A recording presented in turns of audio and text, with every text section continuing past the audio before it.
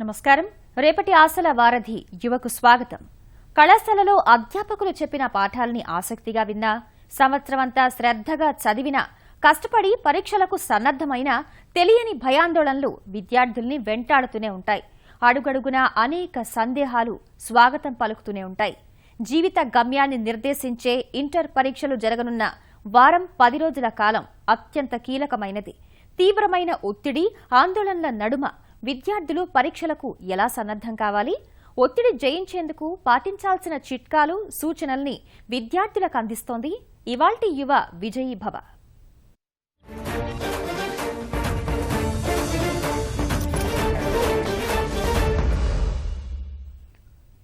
ఏడాది పాటు ఎలా చదివినప్పటికీ పరీక్షలకు ఎలా సన్నద్దమయ్యాము అన్న అంశంపైనే ఫలితాలు ఆధారపడుంటాయి.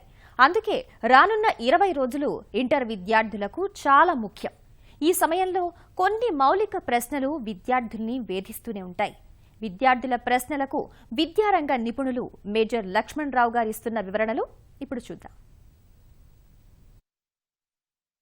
ఇంటర్మీడియట్ పబ్లిక్ పరీక్ష ఇంకొక 38 రోజుల్లో ప్రారంభమవుతున్నాయి. కాబట్టి విద్యార్థుల్లో సహజంగా కొన్ని ఆందోళనలు, భయాలు, కంగారు, ఒత్తిడి కలుగుతూ ఉంటాయి. ఆ ఒత్తిడి వల్ల వాళ్ళు పరీక్ష సరిగ్గా రాయగలమా, మంచి మార్కులు తెచ్చుకోగలమా, మంచి ర్యాంకులు తెచ్చుకోగలమా అని భయ ఆందోళనలు పొందుతూ ఉంటారు. ఈ ప్రాసెస్లో కొంతమంది నిరాశ నిస్పృహలకు కూడా లోనవుతూ ఉంటారు. ఈ సందర్భంగా ఎటువంటి నిరాశ నిస్పృహలకి లోనవు కాకుండా వాళ్ళు ఆందోళనలు, భయాలు అధిగమించి ఎవరి స్థాయిలో వాళ్ళు ఇంకా ఉత్తమ ఫలితాలు సాధించడానికి ప్రయత్నం చేయడానికి ఈ ఉన్న సమయం చాలు అని వాళ్ళలో ఒక విశ్వాసం కలిగించి వాళ్ళని ఉత్తేజపరిచి వాళ్ళని ముందుకు తీసుకెళ్లడమే ఈ విజయీభవ కార్యక్రమం యొక్క ప్రధానమైన ఆశయం. నా పేరు మనస్విని. మేము ఎన్నో పరీక్షలు చిన్నప్పటి నుంచి రాస్తూ ఉన్నాము. And 10th class public exam కూడా చాలా బాగా రాసి మంచి మార్కులు సంపాదించాం. కానీ ఇంటర్మీడియట్ పరీక్షలు అనగానే మాకు ఎందుకు ఇంత భయం, ఆందోళన కలుగుతున్నాయి? చాలా మంచి ప్రశ్న మనస్సుని. మీరు 10th క్లాస్ మంచి మార్కులతో పాస్ అయ్యి ఇంటర్మీడియట్ చదువుతున్నారంటేనే మీరు ఒక స్థాయిలో ఏదో కొంత సాధించినట్టే మనం భావించాలి. ఒకసారి మనం 10th క్లాస్ పరీక్ష 12 లక్షల మంది రాశారు రెండు తెలుగు రాష్ట్రాల్లో. 12 లక్షల మంది 10th క్లాస్ పరీక్ష రాస్తే ఈ 2 తెలుగు రాష్ట్రాల్లో ఇప్పుడు 9 లక్షల మందే ఇంటర్మీడియట్ చదువుతున్నారు. సో అక్కడే కొంత ఫిల్టర్ అయి మీరు 10th క్లాస్లో విజయాన్ని సాధించారు అని మనం ఊహించుకోవచ్చు. ఇంటర్మీడియట్ పరీక్ష మీలో కంగారు ఎందుకు కలిగిస్తోంది అంటే దీనికి కొన్ని ప్రత్యేకతలు ఉన్నాయి. మొదటి ప్రత్యేకత ఏంటంటే ఇది మీ యొక్క కెరియర్ని, భవిష్యత్తుని నిర్ణయించే కోర్స్. డాక్టర్ అవుతానా, ఇంజనీర్ అవుతానా, అడ్వకేట్ అవుతానా, చార్టర్డ్ అకౌంటెంట్ అవుతానా, డిఫెన్స్ ఆఫీసర్ అవుతానా, ఇన్సూరెన్స్ కంపెనీలో పనిచేస్తానా, బ్యాంకులో పనిచేస్తానా అనేది ఇది మీ భవిష్యత్తు నిర్ధారించే కార్యక్రమం. కాబట్టి సాధారణంగా మీకు అటువంటి ఆందోళన కలగడం చాలా సహజం. రెండోది ఏమిటంటే మీరు ఇంటర్మీడియట్ ఎండ్ కోర్స్ కాదు, ఇంటర్మీడియట్ తర్వాత పై చదువులు చదువుతారు. ఈ పై చదువులు చదవాలంటే ఏ కళాశాలలో చదవాలి, ఏ కోర్సులో చదవాలి, మరి మంచి కళాశాలలో మంచి కోర్సులో నాకు సీట్ లభిస్తుందా అనే ఒక ఆందోళన విద్యార్థుల్లో కలుగుతుంది. అయితే ఏ పై కోర్సు చదవాలన్నా మీరు ప్రవేశ పరీక్షలు రాయాలి. ఎంట్రన్స్ ఎగ్జామినేషన్స్ రాయకుండా మీకు పై కోర్సుల్లో చదవడానికి అవకాశం లేదు.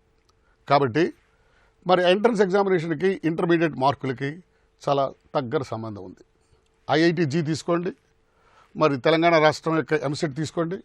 మీ ఇంటర్మీడియట్లో మీరు సాధించే మార్కుల యొక్క ప్రభావం మీరు ఎంసెట్లో సాధించే ర్యాంక్ మీద తప్పకుండా ఉంటుంది. మీరు ర్యాంకులు ఒక్క మార్కులో 1000 ర్యాంకులు పైకి వెళ్ళడం కానీ 1000 ర్యాంకులు తక్కువ రావడం కానీ జరుగుతుంది. దాన్ని బట్టి మీకు ఏ కళాశాలలో, మంచి కళాశాలలో సీట్ వస్తుందా, మీరు అనుకున్న కోర్సుల్లో సీట్లు వస్తాయా రావా అనే భయం సహజంగానే కలుగుతుంది. మీరంత భయపడాల్సిన అవసరం లేదు. మీరు ఎందుకంటే మీరు ఇప్పటికే ఎన్నో పరీక్షలు రాశారు. 10th క్లాస్ అనే పబ్లిక్ పరీక్ష కూడా రాశారు. ఇంటర్మీడియట్లో కూడా వీక్లీ టెస్టులు, మంత్లీ టెస్టులు, quarterly examinations, half yearly examinations, మరి తర్వాత ప్రీ పబ్లిక్ ఎగ్జామినేషన్స్.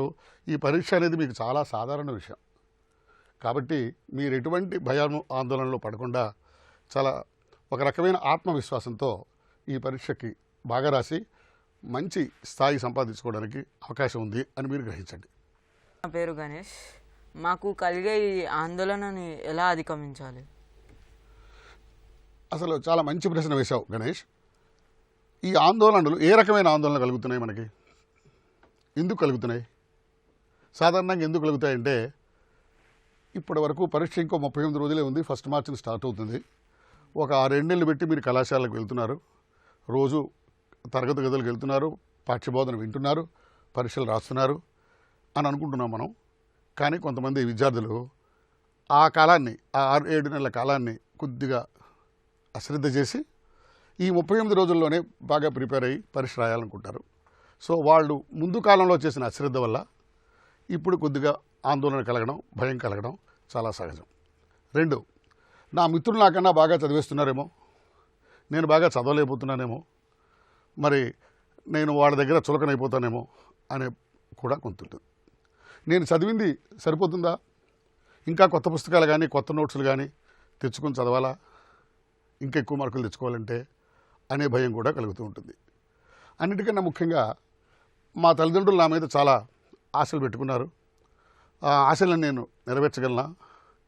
ఆ ఆశల్ని నేనేమైనా నెరవేర్చలేకపోతానా అనే భయం కూడా విద్యార్థుల్లో ఉంటుంది. సో బంధుమిత్రులు కూడా, బంధువులు మిత్రులు కూడా మీ మీద బోల్డన్ని ఆశలు పెడుతూ ఉంటారు. ఇంకా ముఖ్యంగా చెప్పాలంటే ఇప్పుడు కుటుంబాలన్నీ కూడా మైక్రో కుటుంబాలు, చిన్న కుటుంబాలు, ఒక కొడుకు ఒక కూతురు. కాబట్టి తల్లిదండ్రులకి, మీ చుట్టుపక్కల ఉండే ఇరుగు పొరుగు వాళ్ళకి, తర్వాత బంధువులకి, మిత్రులకి మీ మీద చాలా ఎక్స్పెక్టేషన్స్ ఉంటాయి. ఆ ఎక్స్పెక్టేషన్స్ సాధించలేనేమో అని మీ మట్టుకు మీరే భయపడుతూ ఉంటారు. ఇది చాలా సహజం. ఈ రకమైన భయం అనండి, ఒత్తిడి అనండి, ఆందోళన అనండి ఎక్కువైతే బాధ. కానీ ఒక మోస్తరు ఆందోళన, ఒక మోస్తరు కంగారు, ఒక మోస్తరు ఒత్తిడి ప్రతి విద్యార్థి మీద ఉంటే తప్ప వాళ్ళు బాగా శ్రద్ధగా చదవరు. సో ఒత్తిడి లేకుండా ఎవరు ఏ పని చేయరు. కాబట్టి ఒత్తిడి అవసరమే, ఎంత మేరకు అవసరం అంటే చూసుకోవాలి. అది ఎంత లెవెల్ వరకు నువ్వు సహించగలవు, ఎంత లెవెల్ తర్వాత నువ్వు సహించలేకపోతావు అనేది కొద్దిగా జాగ్రత్తగా డిసైడ్ చేసుకోవాలి. కాబట్టి ఒత్తిడిని చూసి భయపడిపోకండి, ఒత్తిడిని పాజిటివ్గా తీసుకోండి. పాజిటివ్గా తీసుకొని ఈ ఉన్న కాలాన్ని సద్వినియోగపరచుకోవడానికి ప్రయత్నం చేయండి. దీన్ని ఎలా సద్వినియోగపరచుకోవాలి అంటే ఇప్పుడు 2 సూత్రాలు: ప్లానింగ్, ప్రిపరేషన్, ప్రాక్టీస్. ఇంకెన్ని రోజులు ఉంది? 38 రోజులు ఉంది. ఈ 38 రోజుల్ని ఎలా ఉపయోగించుకోవాలి? సినిమాలు చూస్తూ ఉపయోగించుకోవాలా? చాటింగ్ చేస్తూ ఉపయోగించుకోవాలా? సెల్ ఫోన్లో ఉపయోగించుకోవాలా? అది మీరే నిర్ణయించుకోండి. సో ఈ 38 డేస్ని సద్వినియోగపరచుకోవాలనుకుంటే మీరు చాలా జాగ్రత్తగా, మనస్ఫూర్తిగా, పట్టుదలతో, అంకిత స్వభావంతో మీరు మీ పాఠ్యాంశాలని చదువుకోవాలి. ఇది చదువుకోవాలనుకుంటే మీరు దీని మీద ఎటువంటి ఆందోళన ఉంచకూడదు. ముందు మానసిక ప్రశాంతత సంపాదించుకోవాలి. మెంటలీ కూల్ అండ్ కామ్ అది రావాలి. ఆ మెంటల్ కూల్నెస్ అండ్ కామ్నెస్ రావాలంటే మీరు కొన్ని చర్యలు తీసుకోవాలి. అవునా? ఈ ఆందోళనతో ఉంటే మీరేం చదవలేరు. ఆందోళన అంటేనే బ్లాక్, ఒక అడ్డంకి. ఆ బ్లాక్ వల్ల మీరేమీ సాధించలేరు. దానికి ఫస్ట్లో మీరు తెచ్చుకోవాల్సింది ఏంటంటే ఆత్మవిశ్వాసం, సెల్ఫ్ కాన్ఫిడెన్స్. మీకు ఇందాక నేను చెప్పాను, you are already an achiever. మీరు ఫెయిల్యూర్ అయ్యే వచ్చే అవకాశమే లేదు. కాబట్టి నేను అచీవ్ చేయగలను, నేను ఎన్నో పరీక్షలు రాశాను, ఈ పరీక్ష కూడా బ్రహ్మాండంగా రాస్తాను, మంచి ఉత్తీర్ణత శాతం సాధిస్తాను అని ఒక రకమైన ఆత్మవిశ్వాసాన్ని పెంపొందించుకోవాలి. దీన్ని మీరు ఎలా రిలేట్ చేసుకోవాలంటే మీ జీవితంలో మీకు ఆశయం ఉంటుంది. ఉందా? నేను డాక్టర్ అవ్వాలి, లేకపోతే ఇంజనీర్ అవ్వాలి, అడ్వకేట్ అవ్వాలి, డిఫెన్స్లో మంచి ఆఫీసర్ అవ్వాలి, ఆశయాలు ఉంటాయి కదా. ఆ కెరియర్ని మీ ముందు పెట్టుకోండి. ఆ జీవితంలో ఉండే ఆశయాన్ని మీ ముందు పెట్టుకుంటే అదే మిమ్మల్ని ఉత్తేజపరుస్తూ ఉంటుంది. నేను అది సాధించాలంటే ఇప్పుడు నిద్రపోకూడదు, అది సాధించాలంటే నేను కాలాన్ని సద్వినియోగపరచుకోవాలి అనే భావం మీలో వస్తుంది.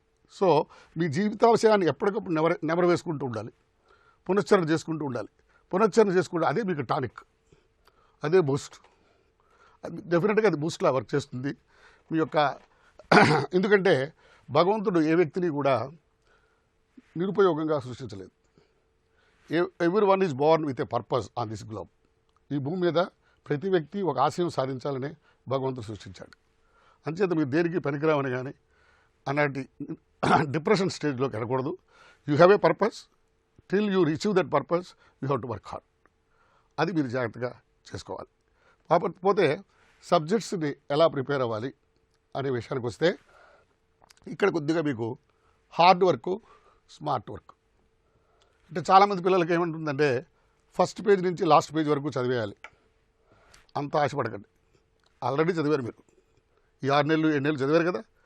కాబట్టి మళ్ళీ ఫస్ట్ పేజ్ నుంచి లాస్ట్ పేజ్ వరకు చదవాల్సిన అవసరం లేదు. ఇందులో కొద్దిగా పాత క్వశ్చన్ పేపర్స్ బేస్ చేసుకొని కొన్ని ఇంపార్టెంట్ టాపిక్స్, ఇంపార్టెంట్ క్వశ్చన్స్ని మీరు గుర్తించాలి. గుర్తించిన తర్వాత దానికి మీరు ఎక్కువ రీడింగ్ ఇవ్వాలి. ఎక్కువ రీడింగ్ ఇస్తే దానివల్ల మీకు ఉపయోగం ఉంటుంది అని గమనించుకోండి. సార్, నా పేరు అఖిల. ఇప్పుడు మాకు 1 మార్చ్ నుంచి స్టార్ట్ అవుతున్న ఎగ్జామ్స్కి ఓన్లీ 38 డేసే టైం ఉంది. దాంట్లో మేము బెస్ట్ రిజల్ట్స్ తెచ్చుకోవాలంటే దేని మీద కాన్సన్ట్రేట్ చేయాలి, దేని మీద చేయకూడదు? నువ్వు ముందు చెయ్యకూడదు చెప్తా. నువ్వేమే వదిలేయాలి. ముందు కొద్ది త్యాగం కావాలి మీకు. చేయాలా చెప్పచ్చు. మీరు ఆలోచించవచ్చు ఏమేమి త్యాగం చేయాలి. మీకు ఒరిజినల్గా మీకు నిత్య జీవితంలో మీ దృష్టిని డిస్ట్రాక్ట్ చేసే అంశాలు బోల్డని ఉంటాయి కదా. చెప్పండి. Cable TV, mobiles, smart phones, social media, chatting, అర్థమైందా? తర్వాత ఇంటర్నెట్, అంతర్జాలం, అలాంటివి కొన్ని వదిలేసుకోవాలి. అలాగే ఇంట్లో ఉండే కొన్ని ఫంక్షన్స్, గెట్ టుగెదర్స్, అలాంటివి కొన్ని వదులుకోవాలి. అవి వదులుకొని ఆ కాలం అంతటినీ కూడా ఈ చదువు మీదే దృష్టి పెట్టాలి. ఈ చదువు మీద దృష్టి పెట్టేటప్పుడు ఇందాక నేను చెప్పాను, మొత్తం అంతా చదవాల్సిన అవసరం లేదు, ఇంపార్టెంట్ టాపిక్స్ మీదే చదవాలి. ఫస్ట్ ఆఫ్ ఆల్ మీరు ఏం చేయాలంటే మీరు ఏ సబ్జెక్ట్లో స్ట్రాంగ్గా ఉన్నారు, ఏ సబ్జెక్ట్లో కొద్దిగా వీక్గా ఉన్నారు. అన్ని సబ్జెక్ట్స్ అందరికీ రావమ్మా. సో కొన్ని సబ్జెక్ట్స్ కొంతమందికి అదే సబ్జెక్ట్లో కూడా కొన్ని యూనిట్స్ వీక్గా ఉంటారు, కొన్ని యూనిట్స్లో స్ట్రాంగ్గా ఉంటారు. ఇక్కడ మీరు కాలం తక్కువ ఉంది కాబట్టి బాగా స్ట్రాంగ్గా ఉండే సబ్జెక్ట్స్కి తక్కువ కాలాన్ని కేటాయించుకొని స్ట్రాంగ్గా లేని సబ్జెక్ట్స్కి ఎక్కువ కాలాన్ని కేటాయించుకోవాలి. ఇక్కడ మీకు చెప్తున్నాను, స్మార్ట్ రీడింగ్ మీద దృష్టి పెట్టాలి. అంటే మొత్తం అంతా చదివేద్దాం, ఇప్పుడు చదివేస్తే ఇంత మొత్తం అంతా చదువుదామని ఇప్పుడు మీరు ప్రయత్నం చేసినా ఏమీ రాదు. సో ఫోకస్డ్గా చదవాలి. ఆ ఫోకస్డ్గా చదివితే దాన్ని ఏమంటామంటే మైండ్ఫుల్గా చదవాలంటే మనస్ఫూర్తిగా చదవాలి. ఇక్కడ మీరు ఇంకా చేయాల్సింది అంటే కొంతమందికి మల్టీ టాస్కింగ్ మీద ఉంటుంది. పుస్తకం తీస్తాడు, టీవీ చూస్తాడు, మరి తమ్ముడితో మాట్లాడతాడు, తర్వాత ఇంకేవో చేస్తుంటాడు. ఈ మల్టీ టాస్కింగ్ అనేది వదిలేసుకొని మైండ్ఫుల్ టాస్క్ మీదకి వెళ్ళాలి. అంటే మనస్ఫూర్తిగా ఒకే దాని మీద దృష్టి పెట్టాలి. దృష్టి పెడితే తప్పకుండా మీరు విజయం సాధిస్తారు. 40% తెచ్చుకునే విద్యార్థి 50% తెచ్చుకుంటాడు, 50% తెచ్చుకునే విద్యార్థి 60% తెచ్చుకుంటాడు, 60% మార్కులు తెచ్చుకునే విద్యార్థి 70% మార్కులు తెచ్చుకునే అవకాశం ఉంటుంది. కాబట్టి ఆ విధంగా మీరు ప్రిపరేషన్ చేస్తే తప్పకుండా మీరు విజయం సాధిస్తారు. ఒత్తిడి మన దగ్గర ఎన్ని ఆయుధాలున్నా నిర్వీర్యం చేస్తుంది. సందేహాలతో సావాసం చేస్తూ విజయం సొంతం చేసుకోవడం కుదరదు. ఈ పరిస్థితి నుంచి బయటపడడం ఎలా? పరీక్షలు మొదలవుతున్న ఈ సమయంలో సన్నాహం నుంచి పరీక్షలు పూర్తయ్యే వరకు తీసుకోవాల్సిన జాగ్రత్తల్ని నిపుణులు వివరిస్తున్నారు. సార్, నా పేరు మేహుల్.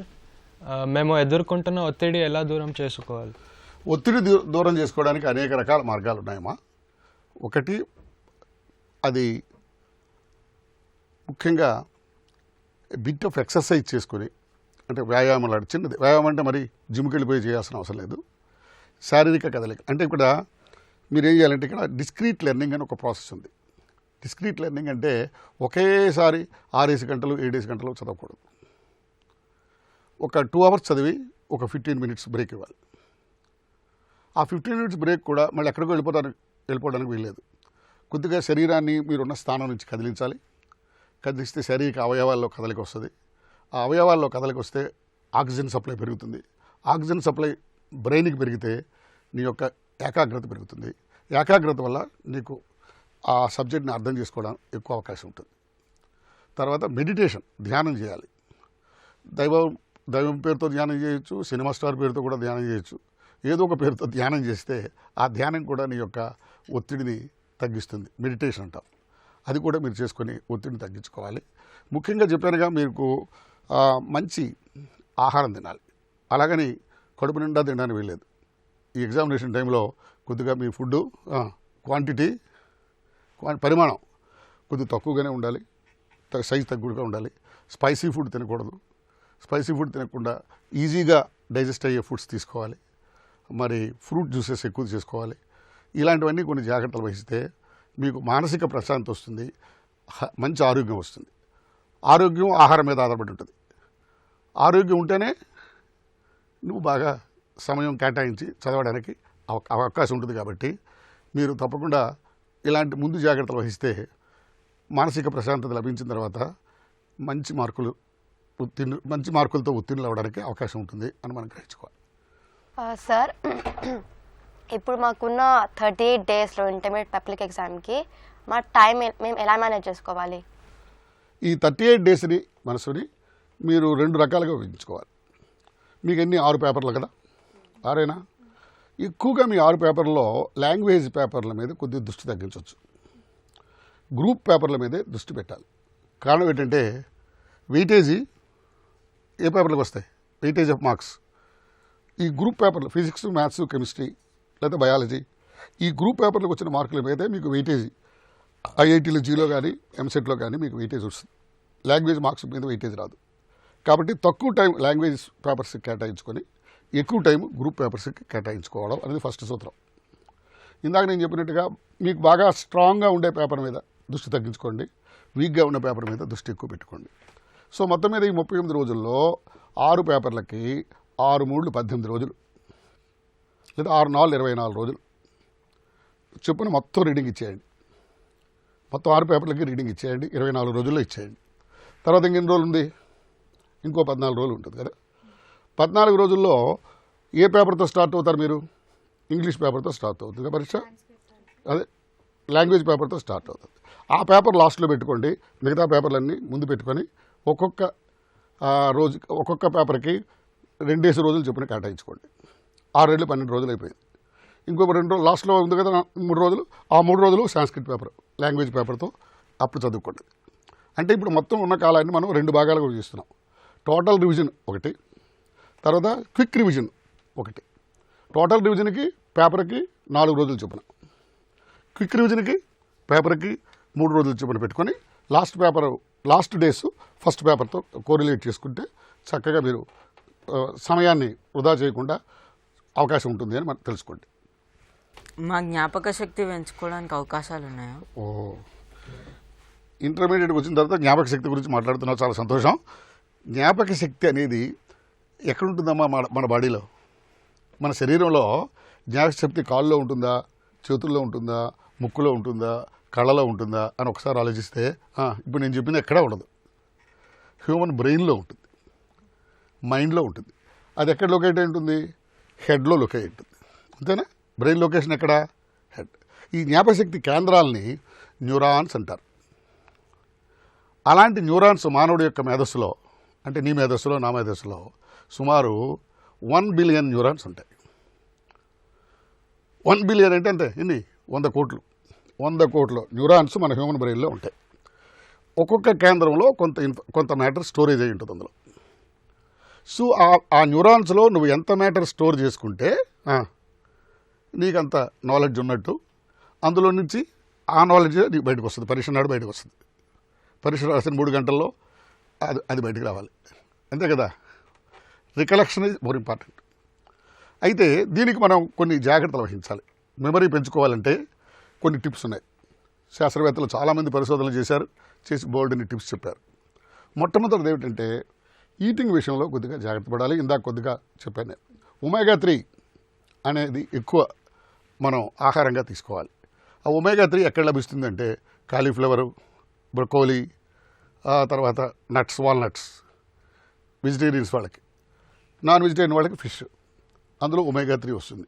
ఆ ఒమేగా-3 కానీ ఎక్కువగా మనం వినియోగిస్తే జ్ఞాపక శక్తి పెరుగుతుంది అని పెద్దలు చెప్తున్నారు. తర్వాత బిట్ ఆఫ్ ఎక్సర్సైజ్. ఎక్సర్సైజ్ అంటే కొద్దిగా శరీరాన్ని కదిలించాలి. ఒకే దగ్గర అలా కూర్చొని చదువుకుంటున్నాను అనుకోండి, కొద్దిగా బోర్ కొడుతుంది. ఆ బోర్ కొడుతుంది కాబట్టి కొద్దిగా ఒక 15 నిమిషాలు బయటకు వచ్చి ప్రకృతిని చూసి ప్రకృతిని ఆస్వాదించుకొని మళ్ళీ రూమ్లోకి వెళ్ళి చదువుకుంటే నీ మెమరీ పెరుగుతుంది. అర్థమైందా? ఆ తర్వాత ఇంకో ముఖ్యమైనది ఏమిటంటే ఇష్టపడితే కష్టపడతాం. చాలామంది విద్యార్థులకు ఏమిటంటే ఒక సబ్జెక్ట్ మీద కానీ, ఒక వ్యక్తి మీద కానీ, ఒక అభిప్రాయం మీద కానీ వాళ్ళకి వ్యతిరేకమైన భావం ఉంటుంది. ఇప్పుడు for example history is bore, అమ్మో నాకు క్యాలిక్యులస్ చాలా డిఫికల్ట్ అని వాడు అప్పుడే ఒక ఇంప్రెషన్లోకి వచ్చేస్తాడు. అప్పుడు ఆ సబ్జెక్ట్ని చదవడం చాలా కష్టం. ఒకవేళ చదివినా గుర్తుపెట్టుకోవడం కూడా చాలా కష్టం, జ్ఞాపకం. అంచేత నువ్వు ఏం చేయాలంటే ఆ సబ్జెక్ట్ని నీవు ఆ సబ్జెక్ట్ మీద నీకుంటే భావన వ్యతిరేకమైన భావన తెలుసు, కానీ యాక్సెప్ట్ చేసాయి. Yes, I cannot be so comfortable with calculus, I'm more comfortable with algebra or trigonometry అయినప్పుడు ఎప్పుడైతే దేన్నైతే నువ్వు వ్యతిరేకిస్తున్నావో అది నాకు దానికి వ్యతిరేకత ఉంది నువ్వే ముందు అంగీకరించుకుంటే నీకు ఆ వ్యతిరేకత పెద్దగా అడ్డుపడదు. వ్యతిరేకత ఉంది కానీ తప్పదు, పరీక్ష పాస్ అవ్వాలి. అమ్మ ఉండిన అన్ని కూరలు మనకు నచ్చవుగా, మరి ఆ రోజు భోజనం మానేస్తామా? తింటాం కదా. అలాగే ఈ సబ్జెక్ట్స్లో కూడా కొన్ని ఇష్టాలు ఉంటాయి, కొన్ని అయిష్టాలు ఉంటాయి. అయిష్టాలని అంగీకరించేస్తే నీకు తొందరగా దాని మీద ఇష్టం ఏర్పడుతుంది. ఇష్టపడి చేసింది ఏది కష్టపడిపించుకోదు, కాబట్టి అప్పుడు కూడా నీ మెమరీ పవర్ పెరుగుతుంది అని గుర్తించుకో. సార్, పరీక్ష రోజు, పరీక్ష ముందు రోజు, తర్వాత రోజు ఎలాంటి జాగ్రత్తలు తీసుకోవాలి మేము? ఇది చాలా అవసరం అమ్మా. ఇప్పుడు ఈ 9 నెలలు పడిన కష్టం వేరు. ఇప్పుడు పరీక్ష రోజున, పరీక్ష ముందు రోజున, పరీక్ష తర్వాత ఎటువంటి జాగ్రత్తలు వహించాలి. పరీక్ష ముందు రోజు అనగానే ఏం చేయాలి? మీరు ఎక్కడైతే ఏ కాలేజీలో చదువుకున్నారో ఆ కాలేజీలో మీరు పరీక్ష రాయరు. ఏమే రైట్? సో ఎక్కడో పరీక్షా కేంద్రం ఉంటుంది. ఆ పరీక్షా కేంద్రం మీ ఇంటికి ఎంత దూరంలో ఉంది, దానికి ఎంత దూరం, ఎలా వెళ్ళాలి, వెళ్ళడానికి ఎంత సమయం పడుతుంది, ఇది ముందే మనం గ్రహించుకోవాలి. అవసరమైతే ఆ పరీక్షా కేంద్రానికి ముందు రోజు ఒకసారి వెళ్ళి ఆ దూరాన్ని అన్నీ కూడా అంచనా వేసుకొని క్యాలిక్యులేట్ చేసుకోవడం, అది జాగ్రత్త. ఆ పరీక్ష హాల్కి తొందరగా మీరు అడ్జస్ట్ అయిపోవాలి, అడాప్ట్ అయిపోవాలి. అంతేగాని ఆ లోపాలు చూసుకొని అవి లేవు, ఇవి లేవు, గాలి రావడం లేదు, ఏసీ లేదు, ఇలాంటివన్నీ కూడా అనుకుంటే మీ మనసు డిస్టర్బ్ అవుతుంది. ఆ డిస్టర్బెన్స్ వల్ల మీ పెర్ఫార్మెన్స్ దెబ్బతింటుంది. కాబట్టి పరీక్ష వెంటనే మీరు అడాప్ట్ అయిపోవాలి. పరీక్ష కూర్చున్నారనుకోండి, పరీక్ష కూర్చున్న తర్వాత ఫస్ట్ మీరు చూడాల్సింది ఏంటంటే కొన్ని ఇన్స్ట్రక్షన్స్ ఉంటాయి. పరీక్షా కేంద్రం యొక్క ఇన్స్ట్రక్షన్స్, ఆ పరీక్షకి సంబంధించిన ఇన్స్ట్రక్షన్స్. ఆ ఇన్స్ట్రక్షన్స్ అన్నీ కూడా జాగ్రత్తగా చదువుకోవాలి. పరీక్ష కాలం అంతా కూడా హాల్లో ఉండడానికి ట్రై చేయాలి. నేను చాలా బాగా రాశాను, నాకేవి డౌట్స్ లేవు అని గంట ముందు, అరగంట ముందు బయటకు వచ్చేయడానికి ప్రయత్నం చేయకూడదు. Full use, optimum use of the examination time, ఇది బాగా గుర్తుపెట్టుకోవాలి. ఆ తర్వాత పరీక్ష పేపర్ ఇచ్చేసే ముందు మరొకసారి చెక్ చేసుకోవాలి. హాల్ టికెట్ నెంబర్ కరెక్ట్గా వేసానా, వేయాల్సిన దగ్గర వేసానా, అవన్నీ కూడా ఒకసారి చెక్ చేసుకొని 3 అవర్స్ అక్కడ కూర్చొని వీలుంటే ఒకసారి రివిజన్ చేసుకొని అప్పుడు ఆన్సర్ స్క్రిప్ట్ని ఇన్విజిలేటర్కి హ్యాండ్ ఓవర్ చేయాలి. పరీక్ష ముందు రోజున చాలామంది నైట్ అవుట్స్ చేస్తారు, టీల మీద టీలు తాగేస్తారు. చాలా తప్పది. పరీక్ష ముందు రోజున తప్పకుండా ఏ పరీక్ష అయినా సరే, ఫస్ట్ పరీక్ష కానీ లాస్ట్ పరీక్ష కానీ మినిమం 6 అవర్స్ ఆఫ్ స్లీప్ ఉండాలి. Sleep is a very important factor for rest is very important for relaxation is very important for greater memory. Sir, మేము చదువుకుంటున్న స్టడీ ప్లేస్ ఎలా ఉంటే మాకు ఎక్కువ ఇంట్రెస్ట్ లభిస్తుంది? దీని మీద అది చాలా అప్రోప్రియేట్ క్వశ్చన్ అమ్మా. స్టడీ ప్లేస్కి ఇప్పుడు మనం ఇందాక చెప్పాను కదా, మీకు మైక్రో ఫ్యామిలీస్ కాబట్టి మీకు స్టడీ రూమ్ ఒకటి ప్రతి తల్లిదండ్రులు ప్రొవైడ్ చేస్తున్నారు. ఆ స్టడీ రూమ్లో ఉండాల్సిన ఏమిటేంటి ఉంటే బాగుంటుంది. ఫస్ట్ అక్కడ that should be sound proof, బయట సౌండ్స్ దానిలోకి రాకూడదు. డస్ట్, దుమ్ము ధూళి ఉండకూడదు. క్లీనినెస్, చాలా చక్కగా క్లీన్గా పరిశుభ్రంగా ఉండాలి. వాతావరణం బాగుండాలి. ఎక్కువ గాలి కానీ, ఎక్కువ వేడి కానీ, ఎక్కువ చలి కానీ ఉండకూడదు. మరి కూర్చునే సీటు చాలా కంఫర్టబుల్గా ఉండాలి. ఏ సీట్లో కూర్చున్నాడో ఆ సీట్ కంఫర్టబుల్గా ఉండి అది కూడా జాగ్రత్తపడి మంచి సీట్లో మంచి పోస్చర్లో కూర్చోవాలి. కూర్చుని చక్కగా చదువుకోవడానికి అవకాశం ఉండాలి. ఈ విషయంలో తల్లిదండ్రుల యొక్క సహకారం పూర్తిగా ఉంటుంది. ఇక్కడ కొంతమంది పిల్లలు తల్లిదండ్రులు ఎక్కువగా జోక్యం చేసుకుంటున్నారు, మా స్వేచ్ఛ పోతుంది, వాళ్ళకేమీ తెలియదు అని కొంత. నేను ఒక్క పాయింటే చెప్పదలుచుకున్నాను, తల్లిదండ్రుల కన్నా మించిన శ్రేయోభిలాషులు ఎవరు లేరు. నీ ఫ్రెండ్ కానీ నీ టీచర్ కానీ ఎవరైనా సరే తల్లిదండ్రుల తర్వాతే. తల్లిదండ్రులు విద్యావంతులు అయితే యు ఆర్ లక్కీ, బికాజ్ వాళ్ళు ఎన్నో విషయాల్లో నీకు సలహాలు ఇస్తారు, సందేహాలను గుర్తు చేస్తారు. అంచేత తల్లిదండ్రుల యొక్క జోక్యాన్ని పాజిటివ్గా తీసుకొని వాళ్ళకి ఇవ్వాల్సిన గౌరవాన్ని ఇస్తే వాళ్ళు నీకు ఎన్ని సౌకర్యాలు కావాల్సిన అన్ని రకాల సౌకర్యాలు వాళ్ళే కలిగిస్తారు. వాళ్ళు ఇచ్చిన సౌకర్యం, మిత్రులు ఇచ్చిన ప్రోత్సాహం, అధ్యాపకులు ఇచ్చిన జ్ఞానం, ఇవన్నీ కూడా సమీకరించుకొని మీరు రాబోయే ఇంటర్మీడియట్ పరీక్షలో మంచి శ్రేణిలో మంచి మార్కులతో ఉత్తీర్ణులు అవుతారని ఆశిస్తున్నాం.